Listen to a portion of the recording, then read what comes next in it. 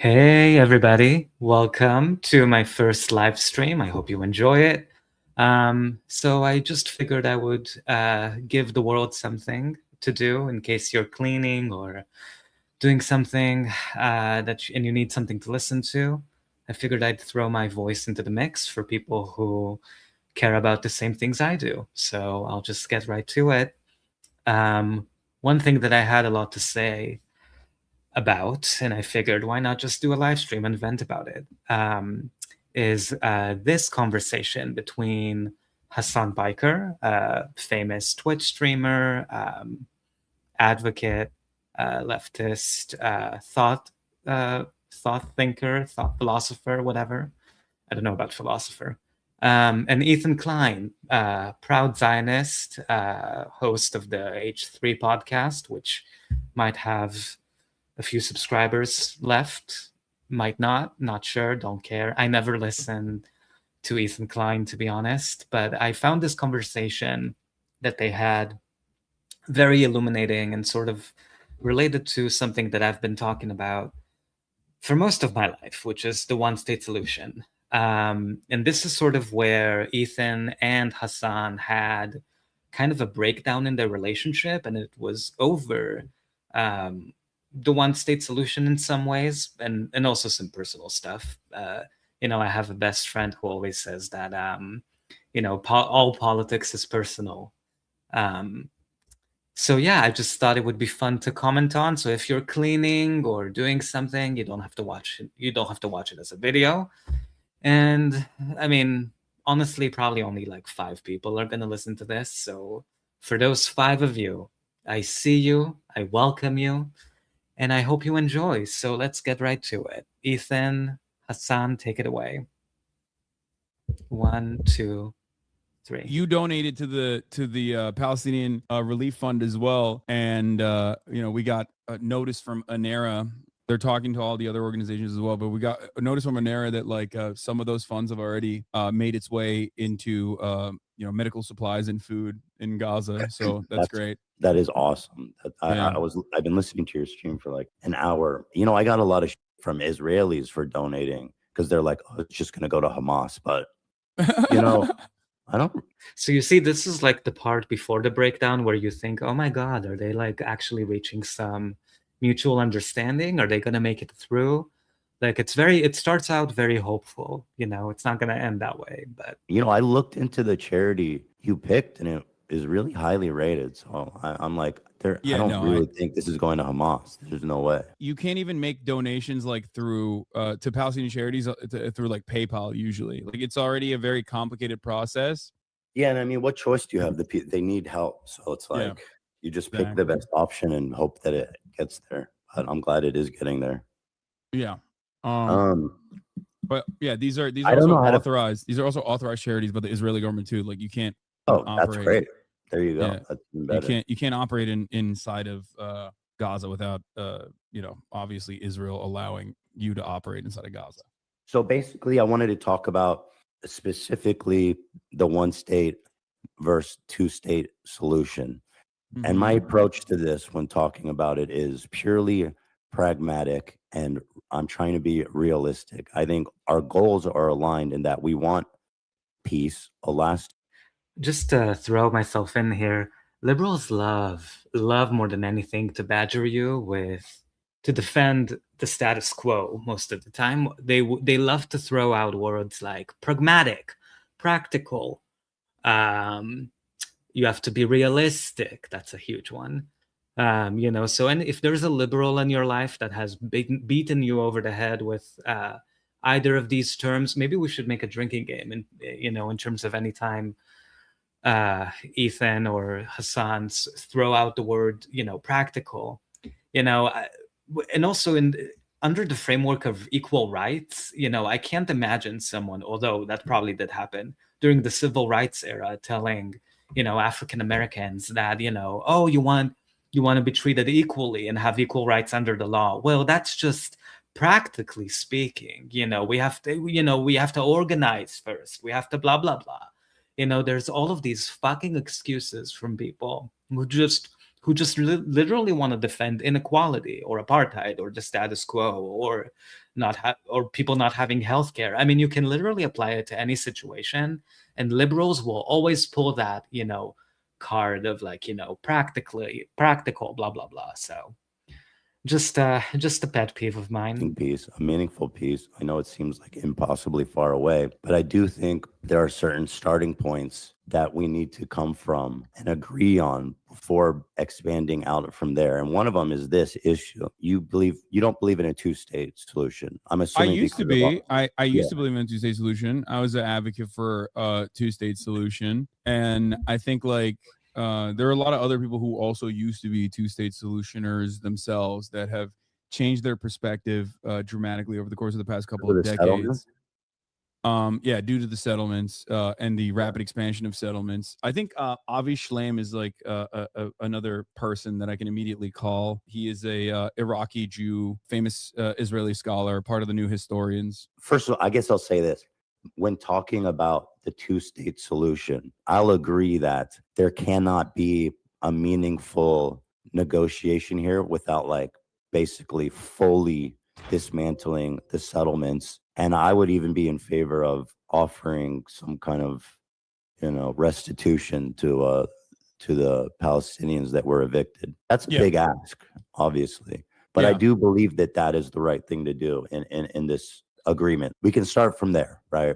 Well, reparations is not only a like moral right in this situation. I think it also is like logical to do, specifically so that there is like less tension and it's a more viable solution.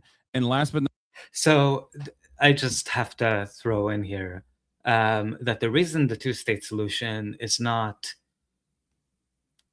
I was going to use a liberal word and say practical, but it's not just having to do with the settlements. And this is what Zionists, I think, and most Americans really get caught up in. From the perspective of Palestinians, and this is really important, one of the inalienable rights, the rights that they're entitled to, is the right of return. So if a Palestinian family, for example, was expelled or killed or murdered during the Nakba in 1948, let's say they were expelled from Haifa, which is a city in what is now called Israel, those people and those descendants of the people who were expelled from Haifa deserve and would like to go to Haifa, not some area in the West Bank that has been assigned to them as like, here you go, you can go over here instead. You can this is your restitution, this is your reparations. The right of return applies to where people were expelled from originally, and it's the most important right to Palestinians because they see Palestine, all of historical Palestine, from the Jordan River to the Mediterranean Sea, in what is now called Israel, or what we call Israel. They want to return to the places where their families were expelled from under a two-state solution, which, by the way, is a Zionist framework that was from the beginning a Zionist sort of a disguise mechanism to sort of circumvent what Palestinians are asking for and deny them the right of return, because under a two-state solution, Israel would say, no, you're not allowed to go back to Haifa. You're allowed to go back to a Palestinian state in an area we designated all the way over in the West Bank. That negates the right of return, which is why it's unethical and immoral. And also, a two-state solution is something that the West has never been serious about. It's why in 80 years it never happened. And even when you listen to politicians, they talk about, oh, we need to work towards a framework of a two-state solution. It's just so hard. They pretend there are all of these obstacles to just making it happen, or like, or the settlements. We have to get rid of the settlements first, and then we'll talk about right of return or equal rights or all of that stuff. It's all just a game to these people. It's all just a show. The West has never been serious about a two-state solution, but also, even if the West was serious about a two-state solution, it would still be unethical. It would still be immoral. It would still deny the right of return to Palestinian refugees. The only way Israel can exist in its current form is by artificially maintaining a demographic Jewish majority. Okay. And that's why they're denying Palestinians the right to return to their homes, original homes. Because if Palestinians were allowed to return, they would be the demographic majority between the Jordan River and the Mediterranean Sea. Sorry, I'm talking for too long. I'll let Ethan and Hasan take it from here. Not least, reparations in this process is also a matter of international law. I guess the only thing that is up for contention is that the Israeli position on the matter is, we'll just hold off on negotiations as best as possible while we do settlements. But also simultaneously is the notion that like actually other Arab states should be giving reparations to the Palestinians as well. Like we shouldn't be bearing the burden of the reparations because it's their fault, because like their position is that the Nakba didn't happen and that, there was no ethnic displacement. First of all, so Palestinians are absolutely entitled to reparations. And the first country I think that should be responsible for those reparations, of course, the apartheid state of Israel, but also the United States, the major backer of the Zionist entity, would be, I think, the first state I would say should be responsible for providing Palestinians reparations. And what would reparations look like? Palestinian refugees returning to their original homes, which, as famous journalist and author Ali Abu Nima notes, the right of return after the genocide in Bosnia, applied to more than 500,000 people who returned to their original homes, and they received reparations for their housing, for getting settled back into their environment. And those reparations came from the entire international community. Like there was no issue around that. So it's absolutely, I guess, in liberal parlor, possible, practical, and all of these things. And it already applied to countries that have undergone through, unfortunately, genocide. And the Palestinians voluntarily left. This is the Israeli government's broad position. Obviously, there's varying degrees. Yeah, obviously, we would need a completely different cabinet as well, because the one right now is, I believe that Netanyahu and his cabinet are one side of the same coin with Hamas. They're both obstructionists and violent and lunatics. Starting with all that established, just to say, liberals love throwing Netanyahu and his cabinet, who are absolutely a racist cabinet, under the bus from the start to sort of say, oh my God, I'm not like those people. It's worth noting that since the founding of the State of Israel, that they've never had an ethical cabinet. They never had ethical prime ministers. Zionism is racism, right? So from that standpoint, the problem isn't just Netanyahu or his cabinet. The problem is an ethno-state that denies rights to groups of people based on religion. So it doesn't matter if you replace the principle or switch out Netanyahu with someone from the Israeli Democrat Party. They're all Zionists, right? There are Palestinian parties within the Zionist state's framework. They don't have a lot of power, but the root cause of the problem isn't just Netanyahu and Ben Gvir and all of his friends. It's Zionism. The root of the problem is the state structure. It's inequality, right? And that's why Palestinians are asking for democracy from the river to the sea. And of course, the right of return of all Palestinian refugees and reparations. And that's not something that any of Netanyahu's replacements pretend to even virtue signal about. So, question to you is this, and again, approaching this from a fully realistic perspective. Here we go. What do you think would happen in the region that would result in Israel conceding to a one-state solution? Oh, that's a great question. I think one of the greatest things that could happen in a one-state solution is that you completely limit, obviously we're talking about like a hypothetical future that is like very far away, but you completely limit Iran's power and why, first of all, why is Hasan saying that it's hypothetical and very far away? Like, how does he know that? Right? Like, when right before apartheid South Africa fell, or Rhodesia, or South Vietnam, the West supported these apartheid states right until the very end. And even up to the very end, people living in those states didn't think anything would change right until the very last moment. Polls in apartheid South Africa famously show that white people were against a one-person, one-vote system that treated Black South Africans as equal citizens. They were against that right until the moment apartheid fell.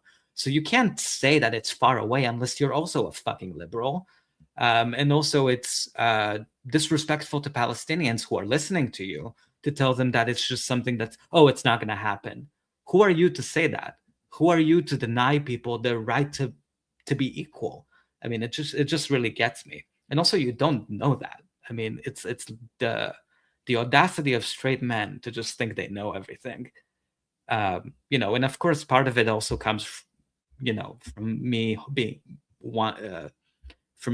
wanting to be hopeful and think that it's going to happen sooner than we think.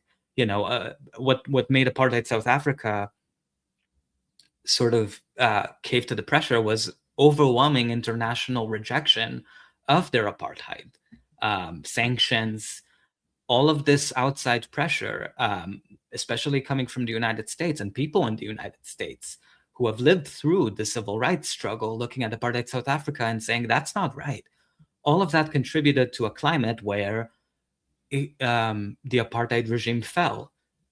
So I think talking in those defeatist terms of like, oh, it's not going to happen, it's too far away, like it's something that we should not be doing. Exertion of influence over militant factions that are being currently used as a destabilizing force against Israel. The other states are not all that important, with the only reason why I talk about Iran is because Iran is the only regional actor that is like genuinely anti-Israel. They see Israel as an expression of Western influence in the region, and of course they will use, like, they have Hezbollah, another Iranian-backed movement that became a political party as well, as a consequence of like Israeli incursion in Lebanon as well, and the civil war. And these are all opportunities for Iran to push back by way of Syria, by way of Iraq, by way of Lebanon, by way of the Houthis in Yemen. They would not be able to utilize these militant factions if there was a permanent peace solution. So I guess I'll ask the question again, because I'm not sure if it was answered directly. But what do you think could happen in the region that would result in a one-state solution?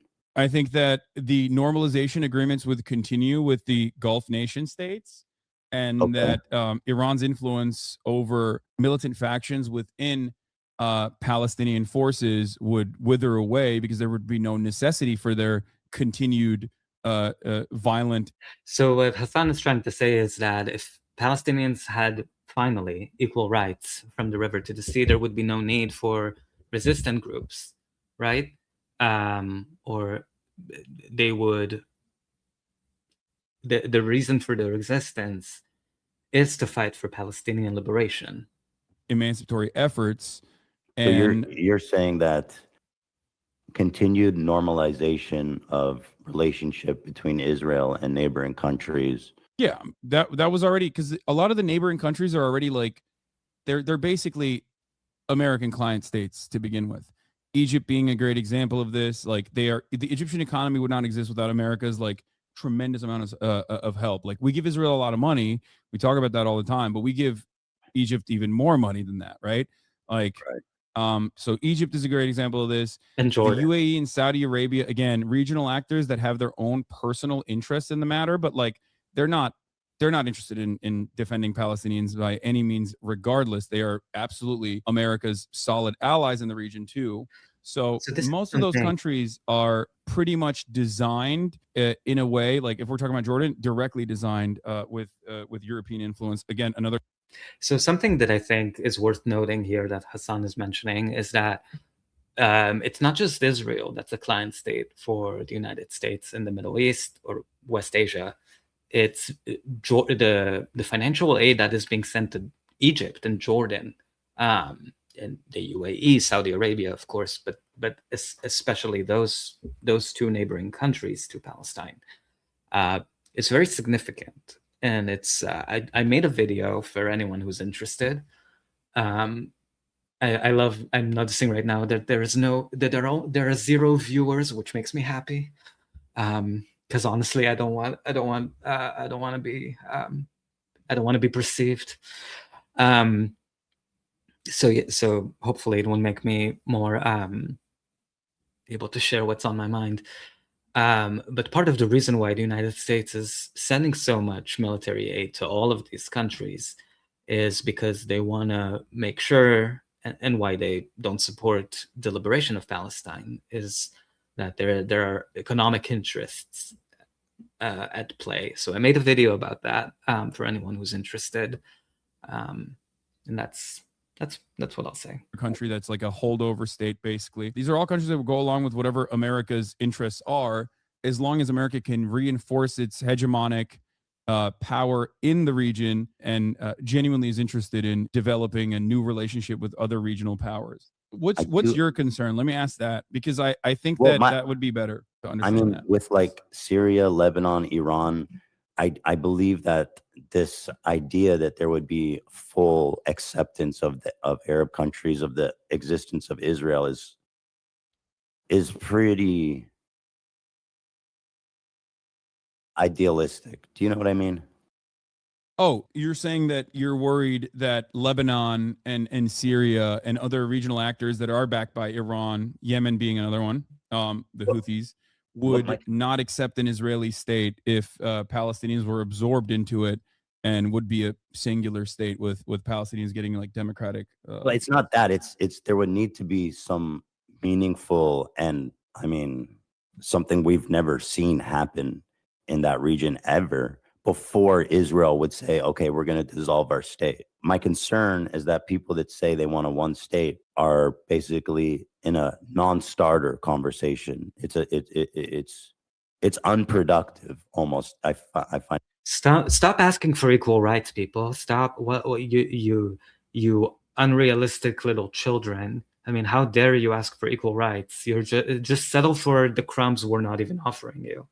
I mean, this kind of bullshit just pisses me off every single time. And liberals, they're all like this, right? Like they love telling you all of the things that can't happen, that shouldn't happen, to just be realistic. Why aren't you realistic? I mean, it drives me fucking up the wall. How about what's right? Right? Like, let's start from there. Let's start from that base assumption that all human beings are created equally, right? And I also think it's extremely hypocritical for someone who lives in the United States and enjoys equal rights, regardless of race, ethnicity, or religion, at least constitutionally on paper, right? We know that's not the reality, unfortunately. It's something we strive towards, but at least in the letter of the law, equality is part of the Constitution, right? Regardless of religion or no religion. So to say that that's unrealistic for Palestinians to expect, while you yourself enjoy those exact rights, I mean, it's beyond hypocritical. It's racist. I mean, I don't know what else you can say that it is. And it's so unlikely to happen. The other issue is like, so can I cut in here real quick before we move on from that? So there already is a one state. Like, the way I see it, the actual legitimate reason as to why I don't believe in a two-state solution any longer is because there is a one state, right? And that one state is an apartheid state. It's a constant Israeli occupation in the West Bank and constant control over Gaza as well, which has been a demonstrable failure for Israeli security, obviously. You and I agree on that. But my solution, basically, when I say I want a one state, is it, first and foremost, a moral one, because I do want the end to the apartheid so that Palestinians can have, recognition. It can continue a life of dignity, have autonomy, and participate in a secular democratic process. It's called equality.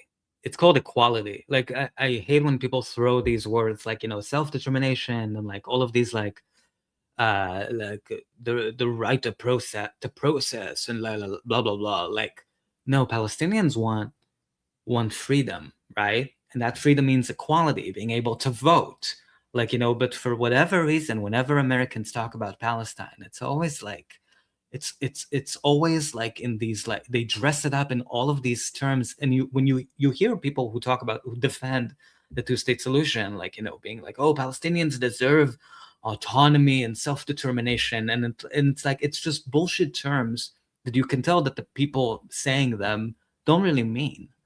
I mean, it just pisses me off. Like, the word equality feels like it's so hard for people to, like, say for whatever reason. But the alternative is, the way I see it is like, is it a one state that is an apartheid, or is it a one state that doesn't have an apartheid? And You're so saying it could still be the state of Israel. I don't care what it's called. I have no interest in discussing that. I care more about like human beings that. And I agree with Hasan here. Like, who gives a shit? I mean, obviously, like, I mean, my instinct is to say, who gives a shit about the name? Obviously, the name will be Palestine because the majority of the population will be Palestinian. But beyond that, I remember, for those of you who are looking for book recommendations, Ali Abunimah has a great book called The Battle for Justice in Palestine. And he quotes a Palestinian farmer there who lives in the West Bank, and the farmer was sort of looking over the horizon and seeing and sort of telling Ali, I can see this hospital that's right over the hills, right? And I can't go to that hospital, even though I can see it. It's in front of me. It's like, like there's a direct path. I can't access that hospital because I'm Palestinian. I don't care what this state between the river and the sea is called. I just want to have the ability to go to that hospital, just like the Jewish residents, just like everybody else. I don't want to have to go to, reroute 4 hours and go to a different one just because I'm Palestinian. I want to be treated equally. So basically the point that he was trying to make to Ali is like, I don't care what this state is called. I just want to have my rights. But of course, the name is important and should be. But I find that a lot of people who sort of say like, oh, but what should that state be called? What should be the name? Should it be Israel or Palestine? Like, they're just looking for problems instead of looking at the root of the issue. Because honestly, what we name something doesn't really matter as much as the quality of life and the ability of people to be treated equally as equal human beings. But of course, I mean, the apartheid state, I mean, that name Israel would not be, I would not choose it. Let's just say that live there.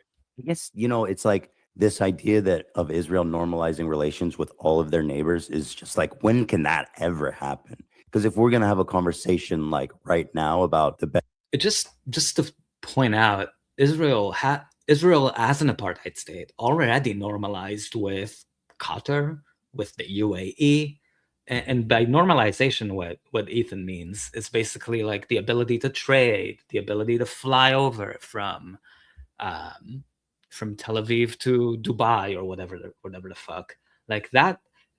The normalization is already happening at the expense of Palestinians. So this idea that that's like a barrier to giving Palestinian equal rights, it doesn't even make sense. best path forward to peace for both groups, that just doesn't seem like.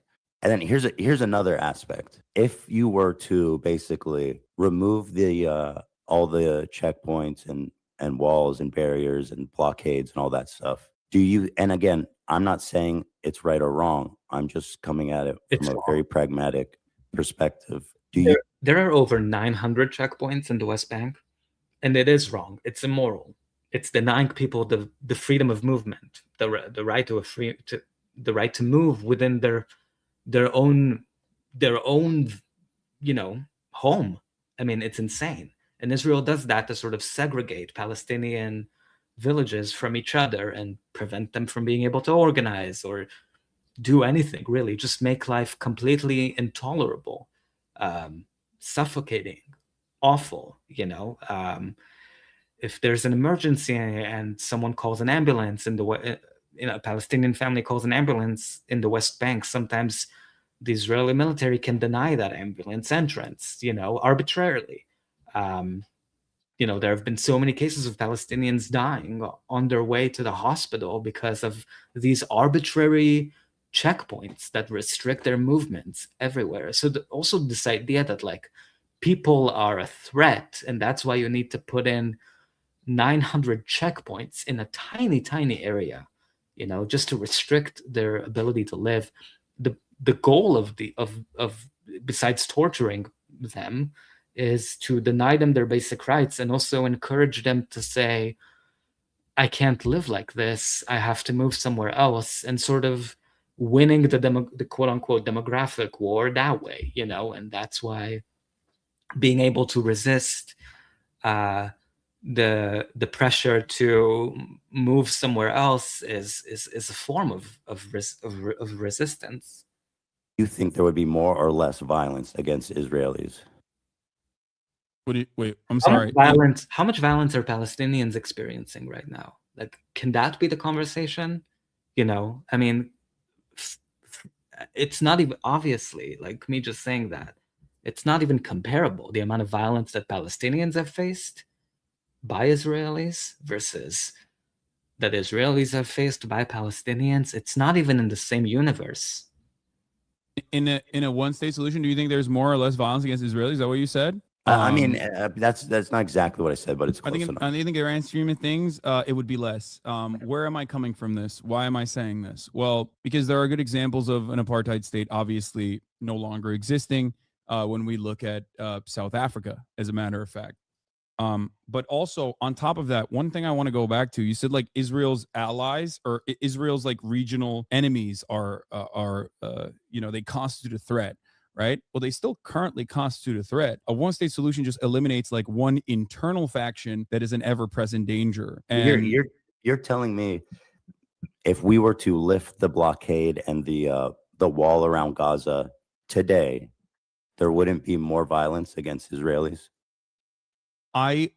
So I just want to point out, South Africans have used that argument endlessly to say we can't give Black South Africans equal rights, because then what if they turn against us, and like after everything we did to them, like we can't give them the right to vote, because then they literally said they would throw us into the sea, they would take revenge on us. That's why we have to keep denying them the rights, because then they'll take revenge on us, which is such a white supremacist way to think. That if you treat people as equally human beings, that they would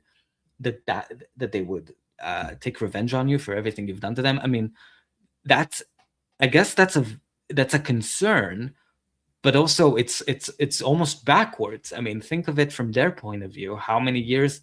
80 years that they've been tortured.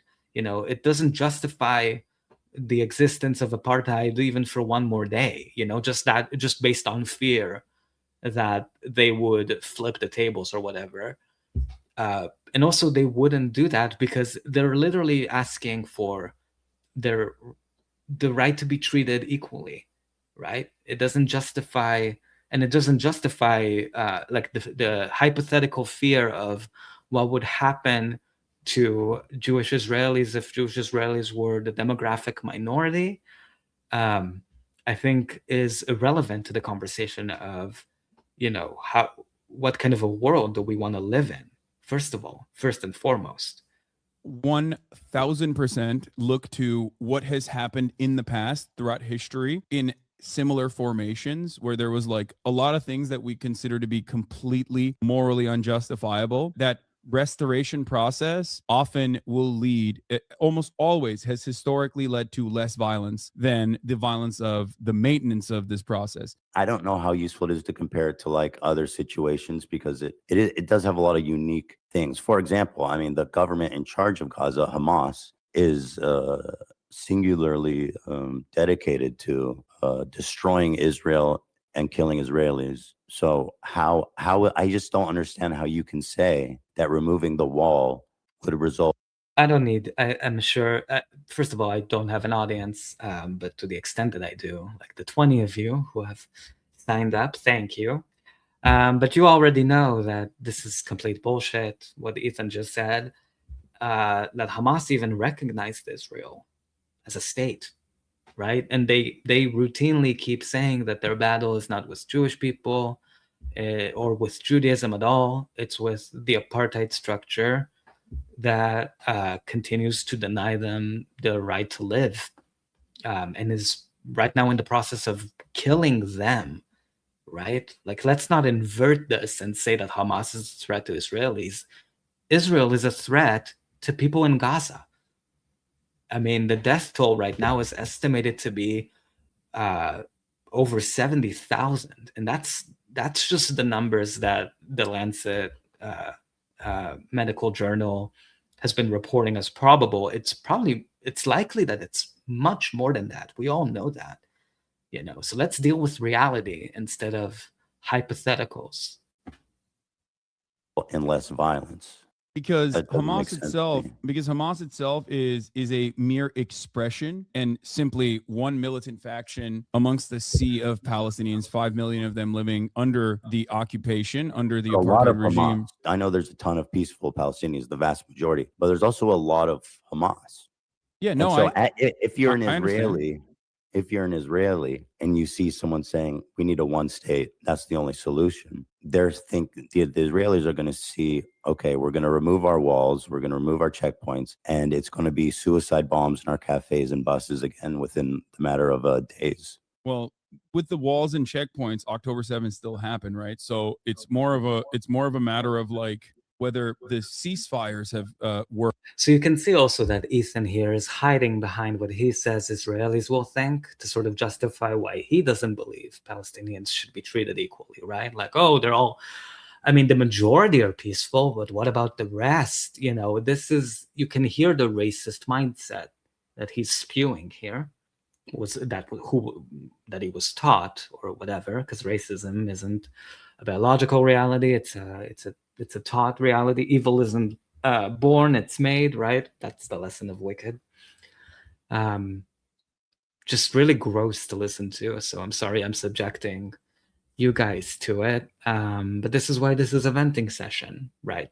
Worked successfully, and usually the ceasefire process is even though it is led by Hamas on the Palestinian front, is still relatively successful. That's one thing. But I do think that comparing this to other historical events is important because, I mean, chattel slavery was truly a continued form of unimaginable, untold amounts of genocidal struggle where African people were ripped away from their homes. You know the stories. But then in the Reconstruction process, there was a similar fear that what if Black people that were now newly freed would turn around and treat white people in the same way that we had historically treated them. No such thing This is I just want to say, great point from Hasan. Actually occurred in that process. And as a matter of fact, the real violence that came after that was conducted by the KKK. A desperate attempt to restore the racial hierarchy, the racial pecking order in the South was established by the militant factions. I know there were isolated incidents of slave revolts where they kind of took over the plantation and killed the master and stuff. But I mean, like Nat Turner. Has there ever been a organized group of Black terrorists that were launching attacks on basically, the African National Congress, the ANC, was literally designated as a terrorist organization, right? The one Nelson Mandela was in charge of. Terrorism is a political designation of basically everyone we don't like. We call a terrorist, and that justifies genocidal violence that we will unleash upon this terrorist group. Okay, they were literally called terrorists in South Africa. People fighting for equality in South Africa were called terrorists. Black people fighting for equality in the United States were called terrorists. Civilian, I guess, whatever. Yes. But I mean, not okay. Who? When?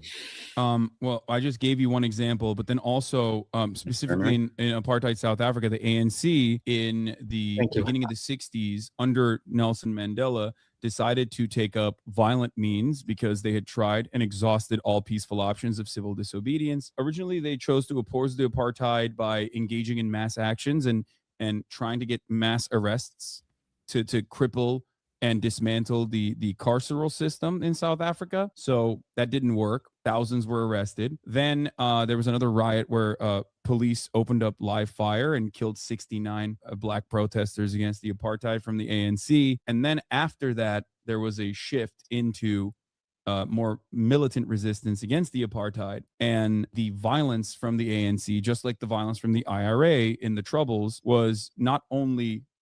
Look at Ethan. Look at what Ethan is doing. He's like scratching his head. I think he's like, is he processing this? Is he accepting this? Is he trying to come up with a counterpoint? I mean, it's not. I'll let him be. I'll let him work through his own process. I'm just wondering. It wasn't directly against. I was asking about military American positions. slavery.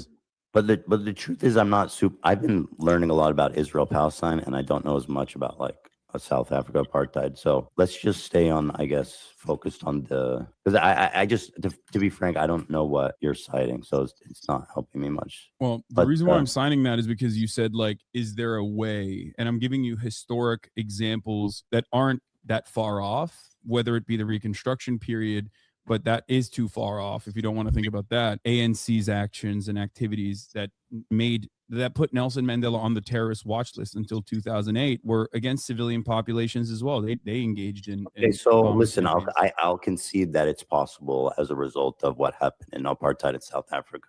But in Israel, as it is now, I don't think you could convince a single Israeli that removing the blockade and borders checkpoints.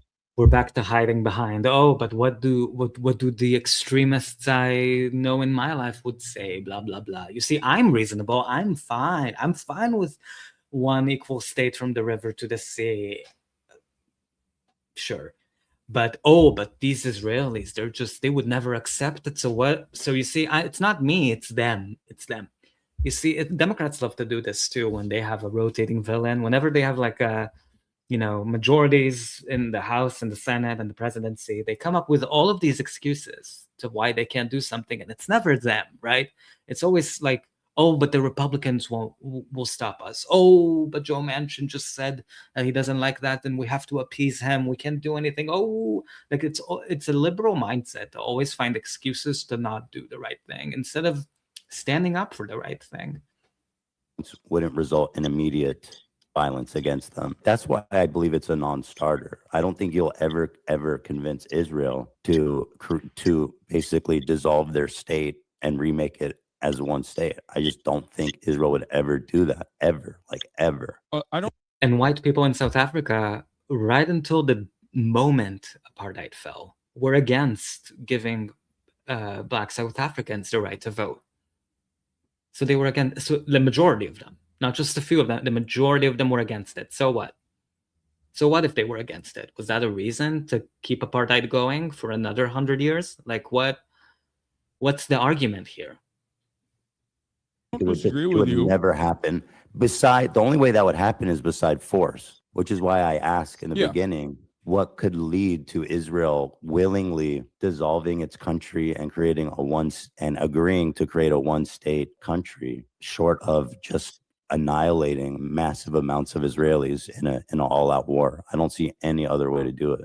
No, the way to do that the enforcement mechanism would be international pressure, but most importantly, the number one most important party at play here, the United States of America. Now, the reason why I talked about the ANC or South African apartheid is because Israel and South Africa were allies in that same time frame, and they relied on one another quite effectively during the Cold War as well. And also, I personally believe that Israel saw what happened during the South African apartheid and vowed not to repeat those mistakes in order to continue being a ethno state, a Jewish ethno state, and maintain an apartheid structure in occupied territories. That's the reason why I think it's important to draw this parallel.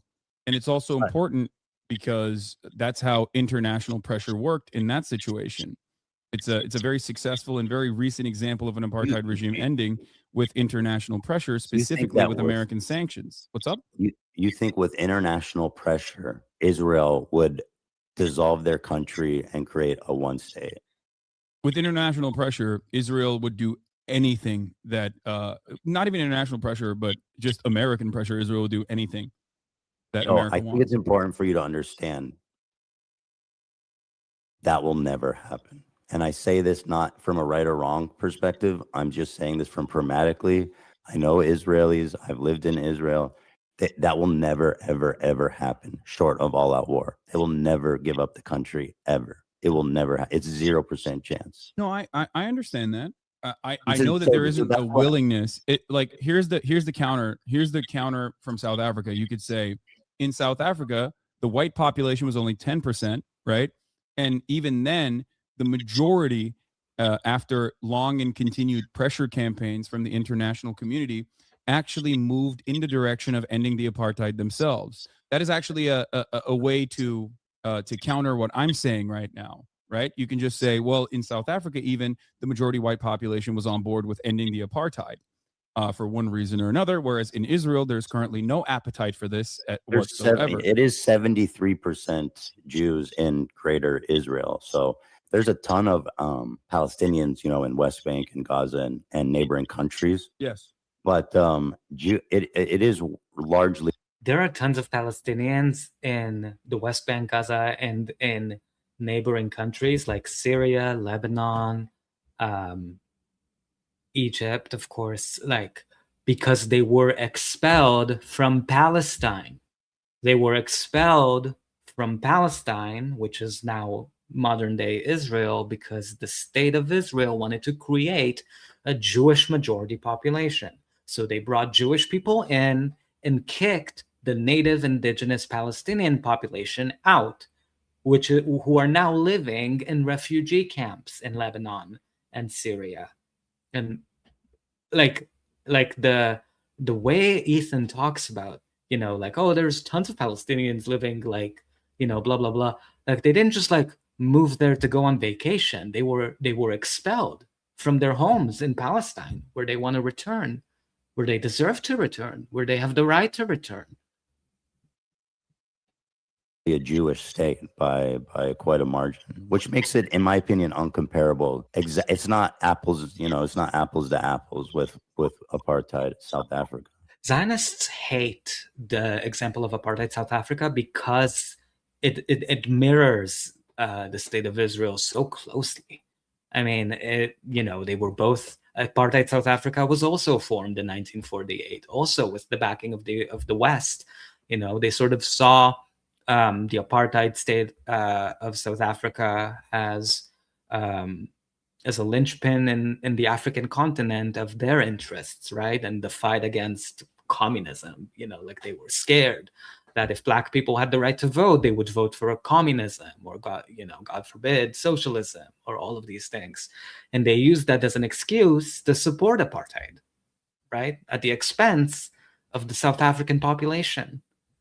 The Black South African population, of course, who were the overwhelming majority. And this was the case in Palestine as well. Palestinians were always the demographic majority. It's why the state of Israel expelled them, so that they can say, oh, right now you're outside the border, so we won't let you back, and we'll bring in all of these Jewish people, and now we have a Jewish majority state. That's ridiculous. That's ridiculous. That's rigging. That's rigging. That's literal demographic rigging. What do you mean by that? Well, as you said, the white population was 10%, right? Oh yeah, the white population was much smaller, and this is what Noam Chomsky refers to as Israel's. Before the Nakba, just to give people some numbers, the Palestinian population, the Palestinian population in Palestine was obviously at it was obviously at 100% Palestinian, right? But about 10% of that population was said to be Jewish. Okay, so those were the numbers. It was never a Jewish majority state from the beginning. Okay, Jewish people who have lived in Palestine have always lived in Palestine, but that population was the minority, right? And they were treated well. They were treated fairly before Zionism, of course, which sought to expel and replace the native indigenous Palestinian population.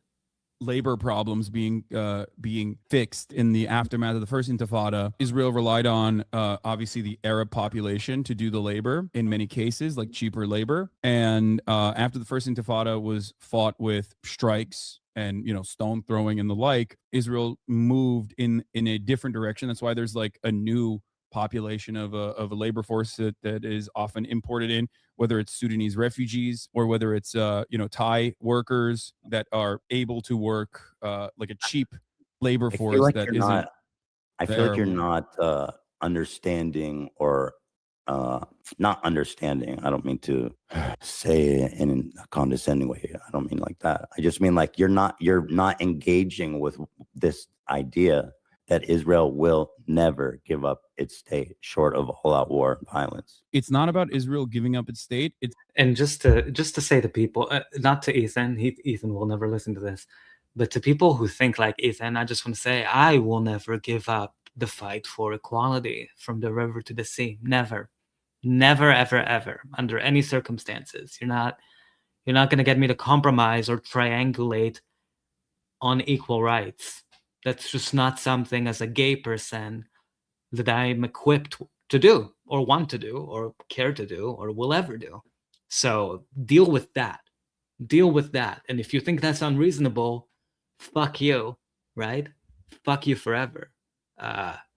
Thinking equality is unreasonable just always gets my blood pressure rising. It's really insane. It's about Israel dissolving the apartheid structure and allowing Palestinians to also be a part of its democratic process. So then that's what and I do understand that there is an appetite. I do understand that there is no appetite in Israel whatsoever from the 73% Jewish population, especially in doing such a thing. I totally get that. There's two considerations here, or three actually. One is the moral one. I think you and I both agree that that would be a good thing, right? Ending the apartheid would be a good thing. The second consideration is a matter of international law. And the last one is obviously what this would look like in practice. But when I talk about... So also, I just want to throw out there that Palestinian citizens of the state of Israel, so Palestinian who have survived the Nakba and were fortunate, and fortunate is not the word, that Palestinian citizens who survived the Nakba and still lives within the boundaries of the state of Israel and have Israeli passports or Israeli citizenship. I hate using polls as a way to make arguments, but I'm going to do it this time. The majority of Palestinian citizens who have Israeli citizenship support the one-state solution from the river to the sea. So does their opinion not matter? Is it only Jewish Israelis that we have to listen to? What about Palestinian citizens of Israel? Like, do they get a say in terms of if apartheid should exist or not? It's important to sort of, because I think Ethan is framing all of this in a very incorrect way, let's just say. About the morality of the situation, I think you and I are both in agreement. But when we're talking about it in a practical application, you have concerns, but concerns that revolve around Israel not wanting to do this and fighting against it tooth and nail, right? It will never happen. I completely understand what you're saying. I agree that as it stands currently, that the Israeli government would refuse to do this. The Israeli population would not be receptive. Everybody. Yeah, the Israeli population would not be receptive to it. Ultimately, it still doesn't change the reality that this would be an ethno-state, and there's pressure campaigns that could work from the international community that could sway the Israeli. I don't think. Dude, you cannot. Also, I just have to say, like, if Ethan was genuinely concerned with equality and human rights, he wouldn't say like, they'll never accept Palestinians having equal rights, so let's just not going to do it. He would say, okay, so I know a few Israeli citizens in my life, family members, whoever. Your job, Ethan, is to go to these people and explain to them why equal rights is not a bad idea and actually is not so threatening, and talk to them about it, right? Like, that's on you. It's not on you to say like, they're racist, so I'm just going to throw my hands and say it can't be done. Then you're racist. Okay? Do you want to be racist, Ethan? Do you want to be racist? Do you have to be racist? if you really cared about Palestinians, what you would do when you encounter an Israeli or a person who doesn't believe in equal rights for Palestinians, it's on you to explain to them why they're wrong and educate them. And it's uncomfortable, it's hard, but that's something you can do to help, instead of just throwing your hands in the air and using it as an excuse to deny people rights.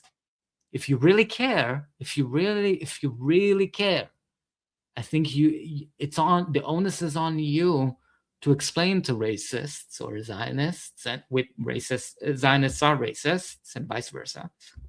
Most of the time, most racists are also Zionists.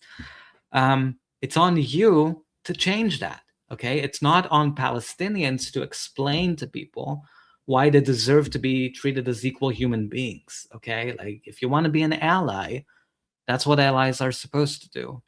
And it might work, it might not, but that's a you problem. That's not a problem that Palestinians should have to deal with.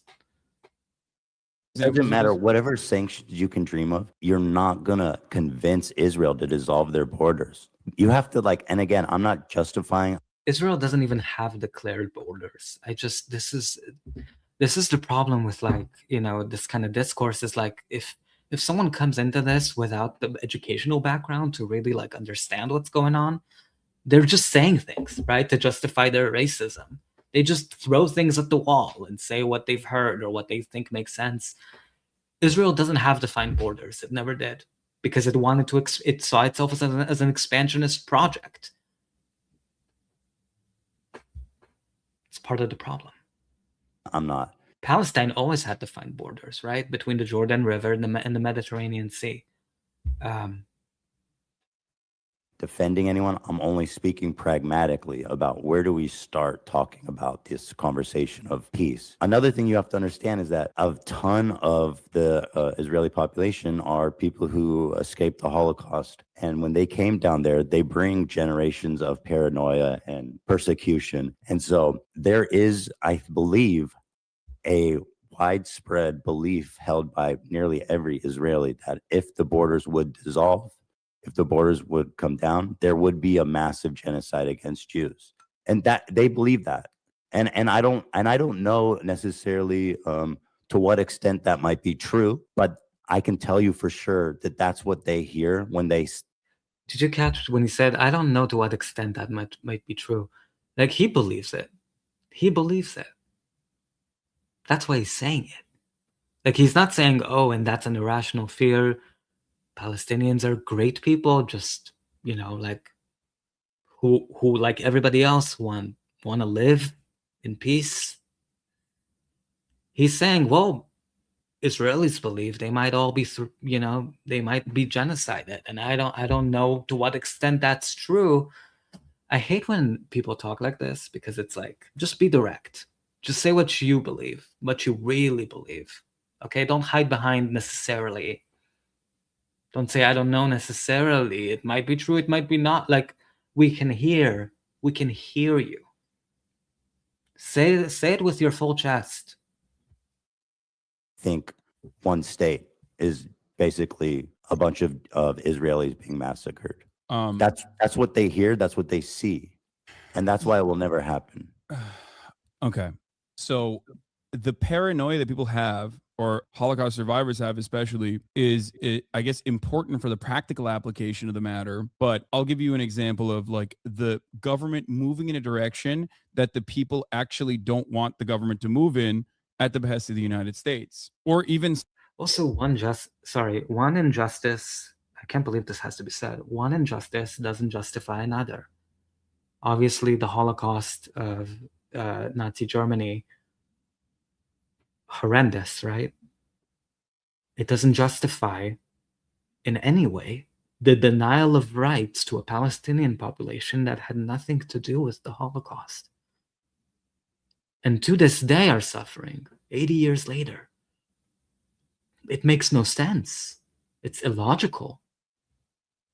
Sometimes moving in the direction that people don't want it to move in, but then still engaging in it. Like, the rapid settlement expansion is something that is often contentious and has been very contentious throughout time. Government doesn't really factor into considerations like what the broader liberal Israeli society thinks about the matter. They just keep building the fucking settlements and populating these areas, right? And the opposite has happened as well. At a time when, according to the Israeli Democratic Institute polling, I believe 80% of the Israeli Jewish population believes that there's no need to consider Palestinian lives in the last siege in Gaza. The government has taken steps that some people would find to be inappropriate in opening up humanitarian corridors so that you can bring in supplies.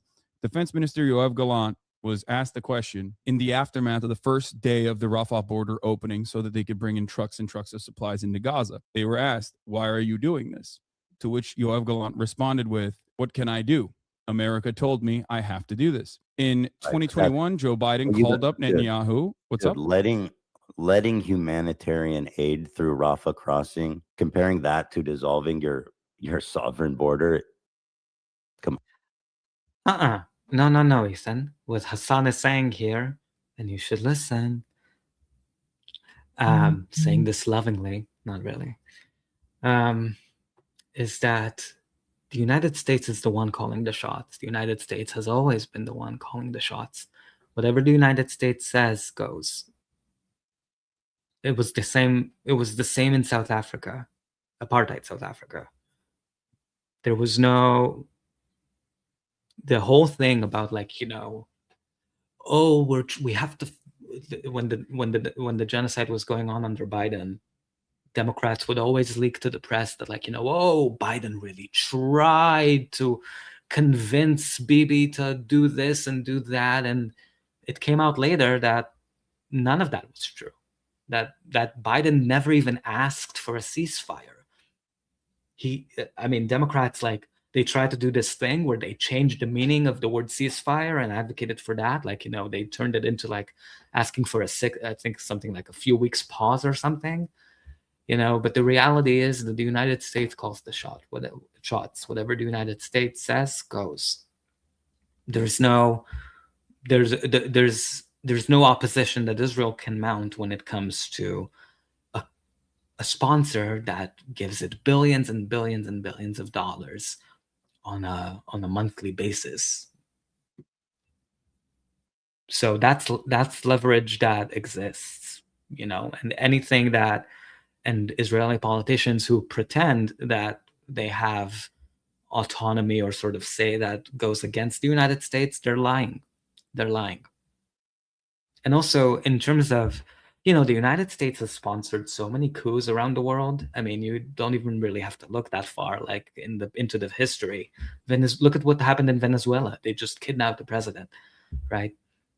If the United States wanted there to be a different kind of government, in apartheid Israel, it would have happened already. They would have couped it already. They coup every other country. Why is it so much harder to do that to apartheid Israel? Because they don't want to. Netanyahu is their guy. Democrats or Republicans hide behind him to justify doing the things that they want to do. And that he obviously wants to do for sure. But their interests. If their interests were not aligned, they would have already replaced Netanyahu with somebody else who was either less genocidal or more genocidal, whatever the case. He's a perfect fodder for them to hide behind in a way, because he is like their rotating villain. They get to say, he's just so crazy. We are the rational, normal ones who keep sending him weapons, but oh no, he's so hard to negotiate with. That's all bullshit. That's all bullshit. The United States has the capability to decide what every decision that goes on, No, of course. It's not a one-to-one comparison at all. I'm simply stating that something as minor as that all the way to ending a siege is entirely up to the United States and what the United States is letting Israel do and allowing it to do. What pressure could the United States exert over Israel that would be so powerful that they would say we have to dissolve our country? First of all, I don't believe that this would be a dissolvement of Israel as a nation state. It would simply allow the Palestinians that are currently under occupation to be also a part of the democratic process. And it also would not happen overnight either. But if you're asking me the question, it's sanctions. It's the shutting off the money faucet. It's shutting off bombs. I mean, we were just looking at it. You said you were watching the stream earlier, so you probably saw this already. But like, we shipped 2 different mobile Iron Dome trucks into Israel. We are consistently shipping in Mark 84 rockets into Israel so that they can directly use this on the offensive, by the way. Like, this is not even a defensive weapon that they have. This is specifically so they can engage in offensive posturing in the Gaza Strip. So without America's involvement, Israel would not be able to behave in the ways that it has so far. America could just as easily tomorrow, with one phone call, call Bibi Netanyahu and say, enough, cut it out, you're done. Joe Biden has done this in 2021. Even Ronald Reagan has done this in the past.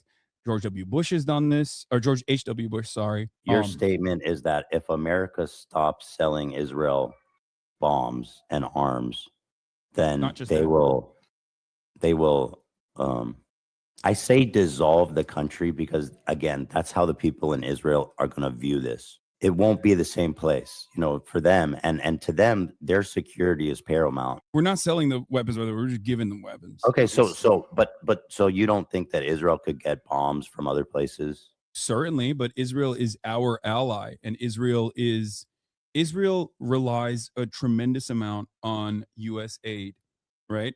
To the tune of $4 billion, but also Israel engages in a lot of trade.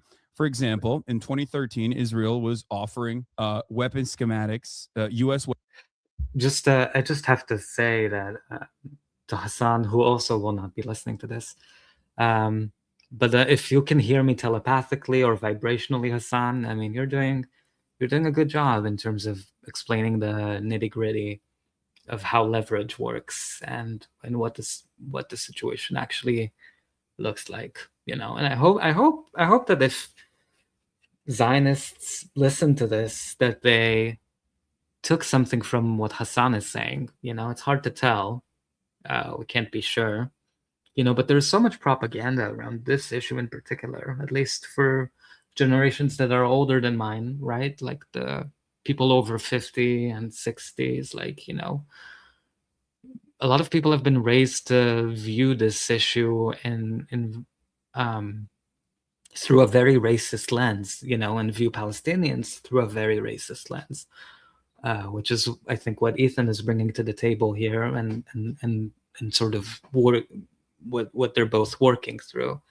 But yeah, sorry, just wanted to give Hasan some points. Weapons to China. America stopped that, right? So like Israel does have global partnerships, but many of those global partnerships are still almost entirely managed by the United States.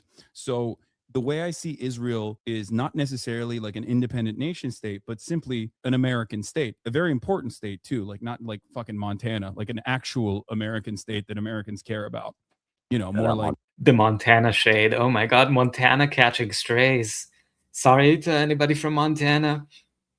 Okay, you're valid. You're valid. You're worthy. We see you. We hear you. Sorry. More like New York. We love the people from Montana. We kid them, but we love them.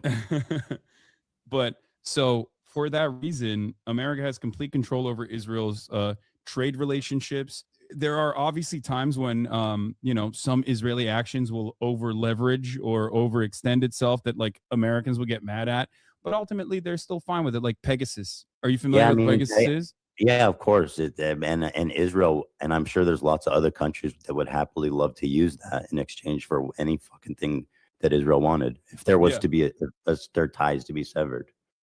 Yeah, so like America has been very critical of the Pegasus software, right? Like because it's so invasive, the surveillance technology, and yet America also uses Pegasus. So like it's more so, it's almost always this like, hey guys, don't do that, and like finger wagging publicly while simultaneously helping Israel continue doing whatever it's doing because it's America's influence over Israel is great, but I think it's absolute.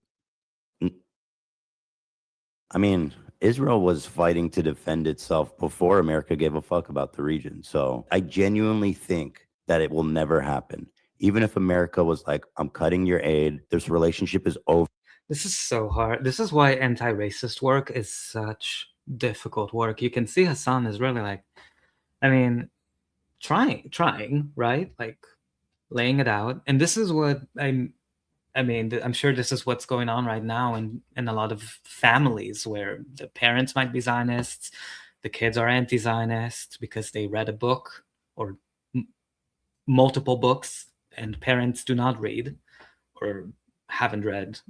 I'm sure those conversations are happening right now where people are trying to explain apartheid to the older generation, and it's so frustrating.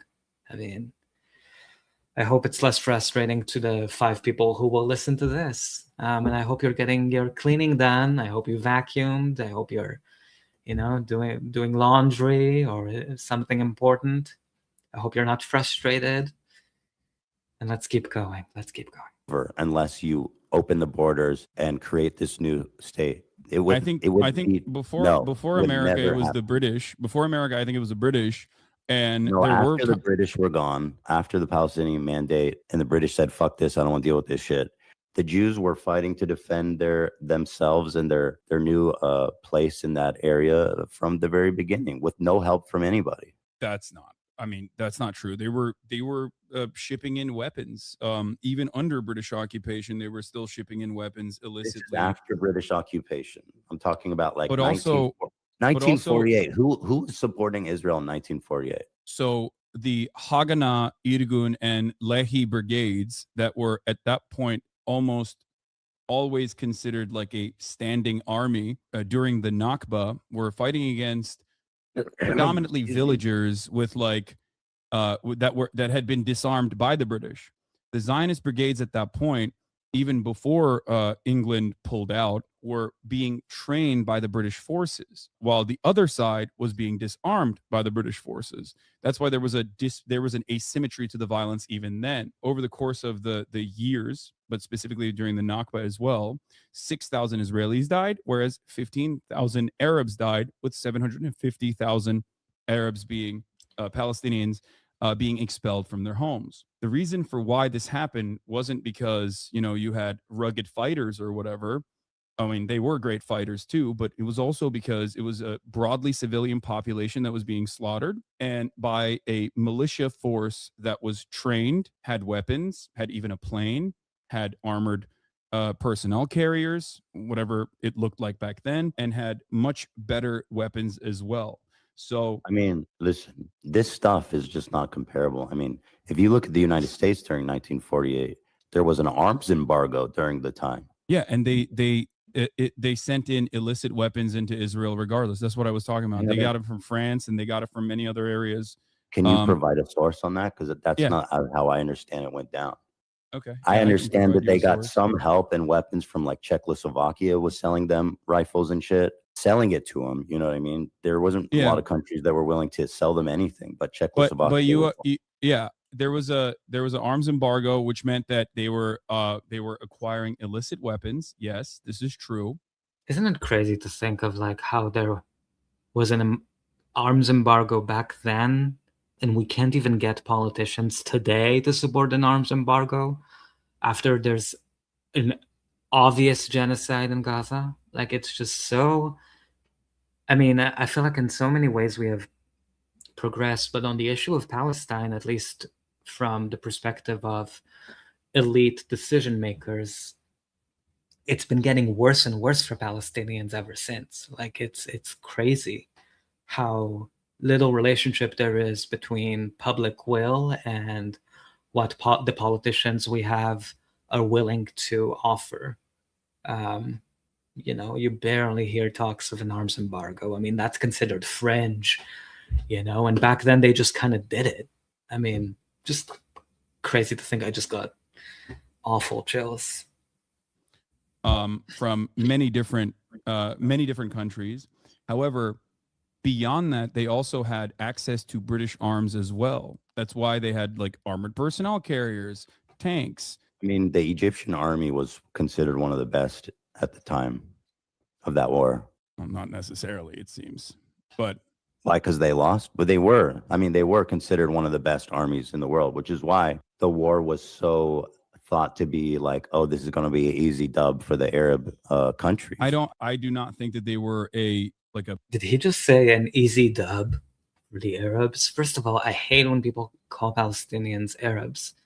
You know, there's a way the state of Israel has been engaging in this like process of de-Arabization, or I guess it's a racist process whereby they deny Palestinians even exist, and they just call them Arabs, as if Arab is a nationality. I mean, it's kind of like I'm trying to frame it in a way that would make sense to people who don't get it.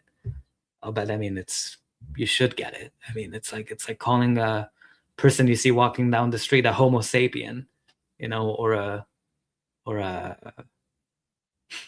don't know. Like there's it's such disrespectful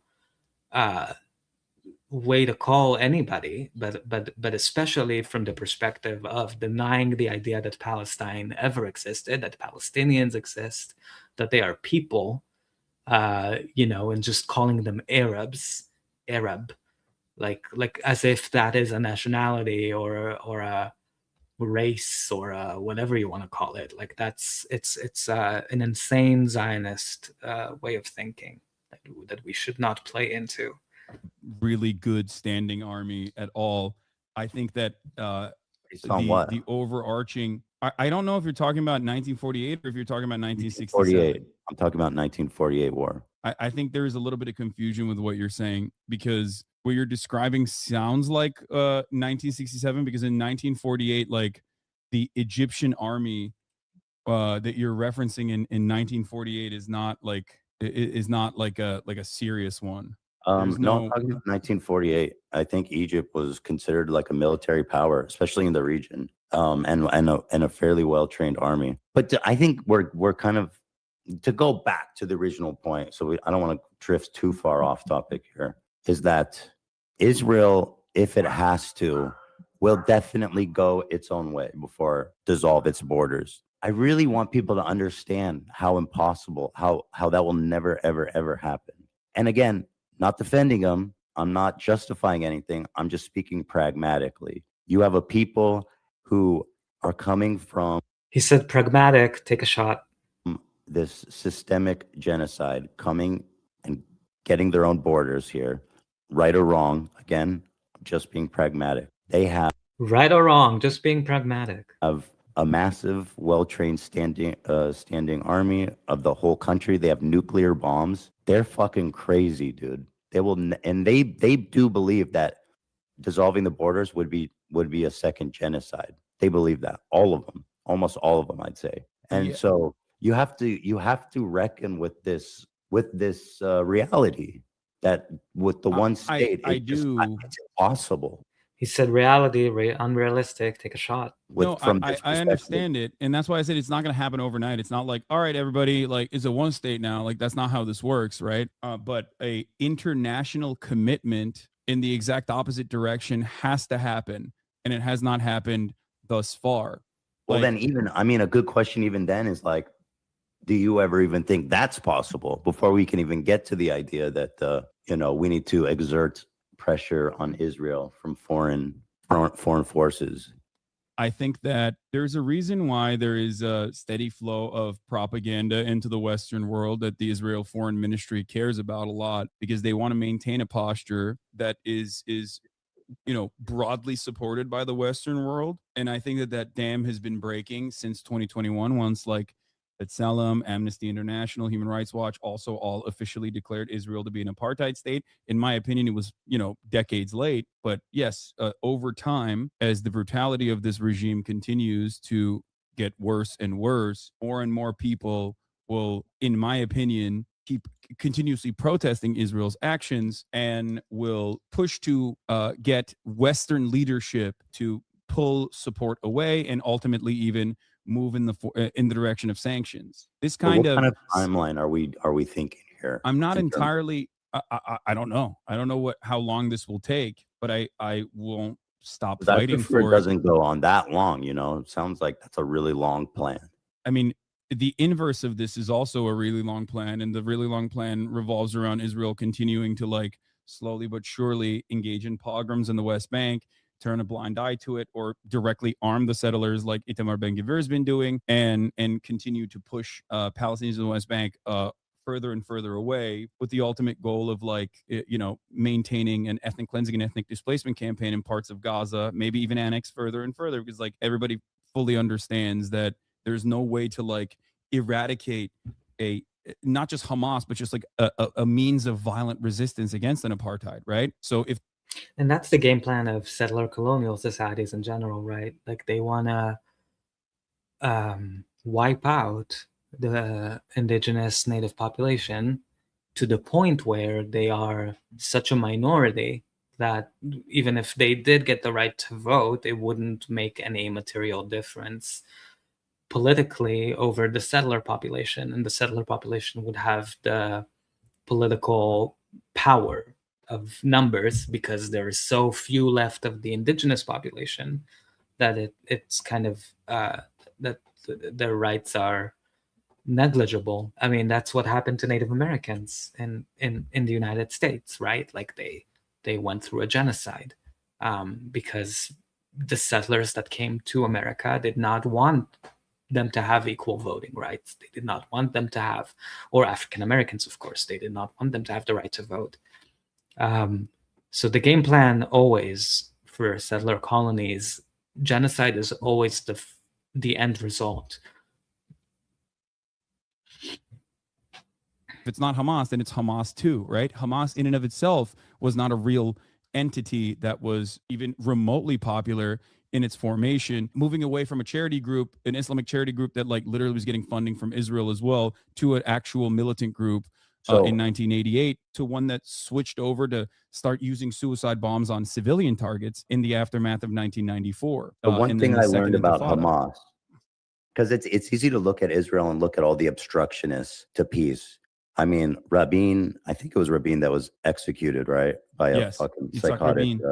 And they were so close. They were so close to peace. But Hamas actually rose to prominence in opposition to the PLO peace talks. That is why they came out, is literally to derail the peace talks. Just to throw cold water on what Ethan is saying here, again, is Itzhak Rabin, who was the Israeli prime minister in the 90s, shook hands with Arafat and all that during the Oslo process. Even he said that, his idea for a Palestinian state would be a Bantustan with no military. Like it would just be a Palestine in name only, essentially. Like he called it something. He called it less than a state. And he never. So that was his idea of peace. That Ethan is saying is something we should aspire to, and celebrate as a huge movement forward. No, it wasn't.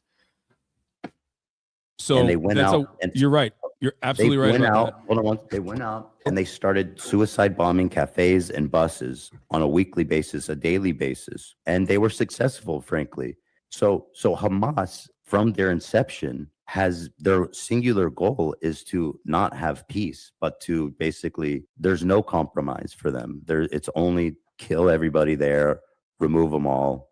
You know what I mean? So let me explain this to you. This is actually, we are very close to having the exact same understanding of the situation. The reason why I brought up Hamas and its founding charter in 1988, which is like expel all the Jews, like kill all the Jews, or whatever the fuck they said, like the radical violent shit that they said in their founding charter, is because Hamas, out of all of the militant factions that some were violently resisting against the Israeli occupation, some of which were actually interested in a peaceful solution, like the one that you just mentioned with Yitzhak Rabin, the PLO, Yasser Arafat, the official recognition that that there was peace negotiations that would finally feature Palestinian voices at the table, changed a lot of Palestinians' minds on the issue. So Oslo in and of itself was already a non-starter agreement, in my opinion. A lot of Palestinians felt like that was fucked up. Like the conditions that were offered in Oslo were completely inconsiderate to the needs and demands.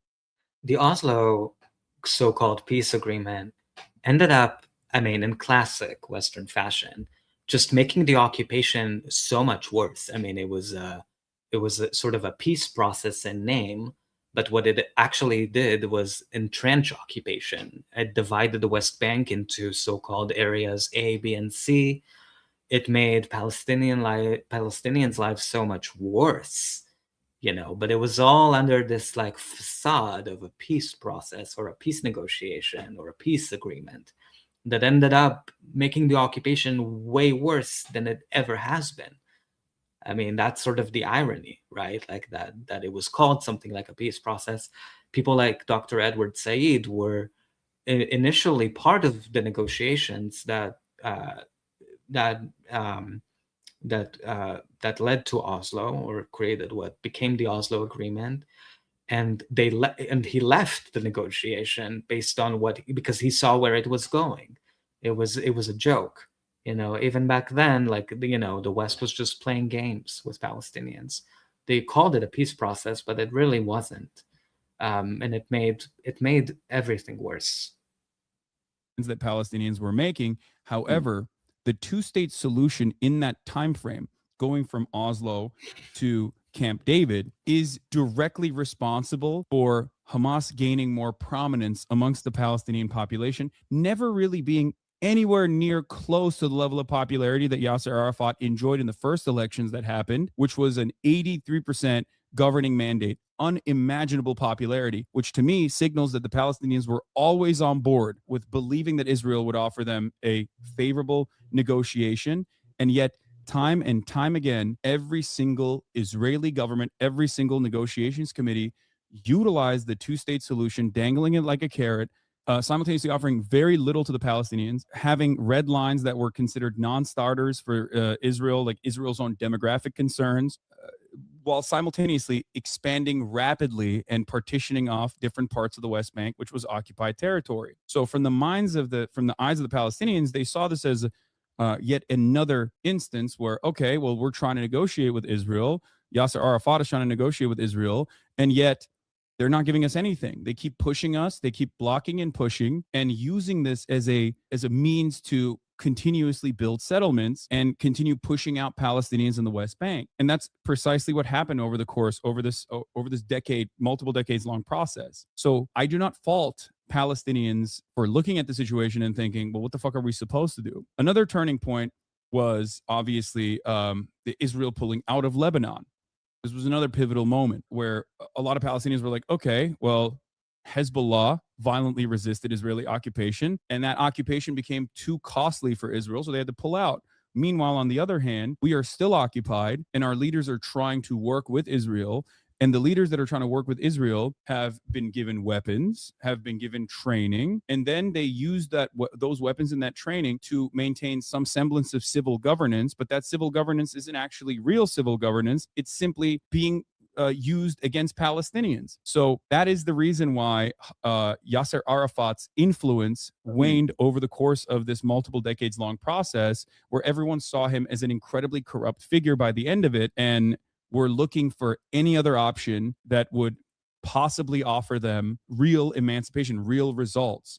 The goal for both Hamas and any other violent movement has never been to wipe out every Jewish person around the world or whatever. And it's always to make this occupation as costly as possible. This does not mean that they're good guys. I would not say that. I do not agree with Hamas. I think that their actions were very brutal, especially on October 7th. But having said all of that, the goal always is for them to make this occupation as costly as possible so that Israel cannot maintain it. Right. But again, without drawing conclusions about who's right and who's wrong. Broadly, I agree with the Palestinians. I think it's worth saying in terms of them being fucked over, obviously. Wow. Okay, maybe Hasan did make some inroads here, because this is a moment where Ethan actually said, broadly speaking, which I know is not a lot, He said he agrees with the Palestinians. Very interesting. Very interesting. He let his intrusive empathy win in that second. I'm going to leave it there. There will be a part 2 to this because unfortunately their conversation is just getting started. It's 2.5 hours long. I should have put it in 1.5 speeds. That's my bad judgment call. So there will be a part 2 where we can see the full breakdown of Ethan and Hasan's relationship over the one-state solution. I hope this was enjoyable. To who? To the artificial intelligence listening to me, or whoever, the algorithms, whatever. Yeah, and I hope to make more of these videos, sort of just to provide people with some listening content if you're out of stuff to listen to, and you're trying to stay educated and up to date on Palestine, or you just care about Palestine, which you should. You don't have to be Palestinian to care about Palestine. You just have to be human. So yeah, for anyone who might be checking this out later, thank you for hanging out. And I'll see you in part 2. All right, bye.